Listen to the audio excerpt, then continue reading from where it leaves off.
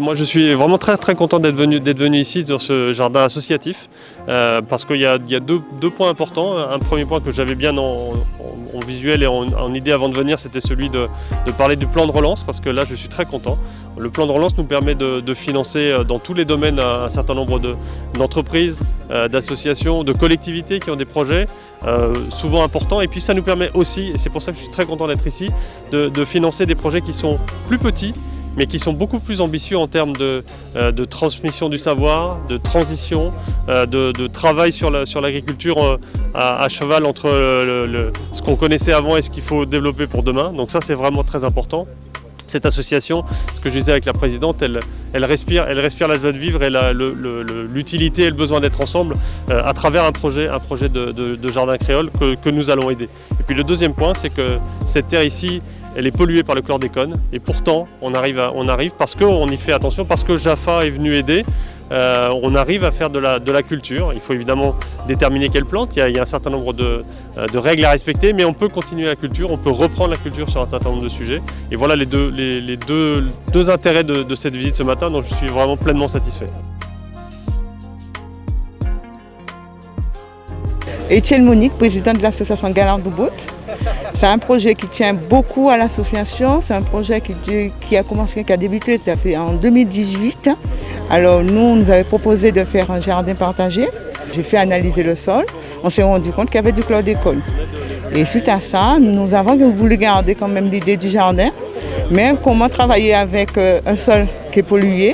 Alors nous avons réfléchi et on s'est retourné plus vers un jardin collectif, pédagogique. Alors la subvention de l'ADAF nous a octroyé, c'est déjà pour la réserve d'eau, l'abri du jardin, les outils, puisque effectivement il faut savoir que tous les volontaires viennent avec leurs outils, et pour petit à petit aménager l'espace pour que ce soit convivial et que tout le monde puisse venir voir.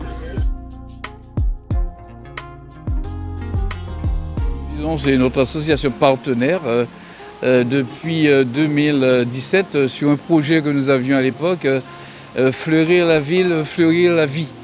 Et l'association donc a présenté sa part contributive qui était ce projet-là. Et depuis, nos services accompagnent cette association, car on a trouvé là matière non seulement à transmettre les savoirs ancestraux, mais aussi à recréer de la cohésion sociale. Aussi singulièrement que la chose puisse paraître, il y a là une autre manière de vivre le pays Guadeloupe qui se prépare ici avec Galard Doubout. Frédéric Bourseau, je suis agriculteur et dans le cadre du projet Jardin Galard, donc j'ai accompagné la structure dans le démarrage de son projet de jardin pédagogique en leur montrant quelques techniques en agroécologie, en permaculture, en leur apprenant des techniques de plantation et en leur prouvant, en les valorisant, en leur montrant que faire du jardin, c'est aussi pouvoir manger. Et grâce à ça, donc, le noyau dur a persisté, on a pu produire, on a pu manger de ce jardin. Et aujourd'hui, on va arriver dans une dimension qui est supplémentaire, qui veut que ce jardin devienne pédagogique. Donc on fasse les démonstrations qu'un jardin peut être nourricier, un jardin de citoyens peut apporter de la cohésion sociale et que tous ensemble, dans un effort commun, on puisse produire un endroit aussi joli et nourricier que celui que l'on voit aujourd'hui à Galard.